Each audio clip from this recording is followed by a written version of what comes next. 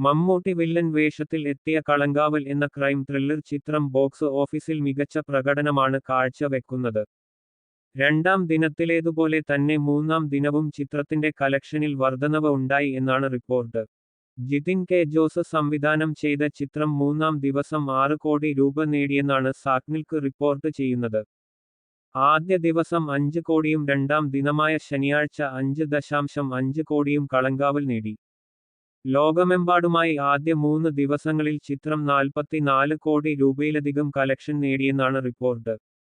വിനായകനാണ് ചിത്രത്തിലെ നായകനെന്നും താൻ പ്രതിനായകന്റെ വേഷമാണ് അവതരിപ്പിക്കുന്നത് എന്നും മമ്മൂട്ടി നേരത്തെ വ്യക്തമാക്കിയിരുന്നു.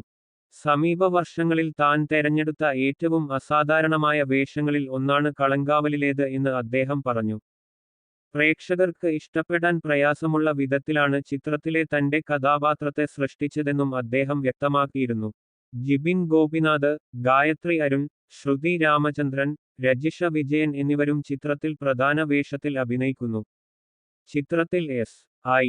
ജയകൃഷ്ണനായി വിനായകനും സ്റ്റാൻലി ദാസായി മമ്മൂട്ടിയും അഭിനയിക്കുന്നു. 2000-ത്തിന്റെ തുടക്കത്തിൽ കേരളത്തിൽ നടക്കുന്ന ചില സംഭവങ്ങളാണ് ചിത്രത്തിന്റെ പശ്ചാത്തലം. ആദ്യം നവംബർ 27-ന് തിയേറ്ററിൽ എത്തുമെന്ന് പ്രഖ്യാപിച്ചിരുന്ന ചിത്രത്തിന്റെ റിലീസ് ഡിസംബർ 5-ലേക്ക് നീട്ടുകയായിരുന്നു. ദുൽഖർ സൽമാന്റെ വേഫ്രർ ഫിലിംസാണ് ചിത്രം കേരളത്തിൽ വിതരണത്തിനെത്തിച്ചത്.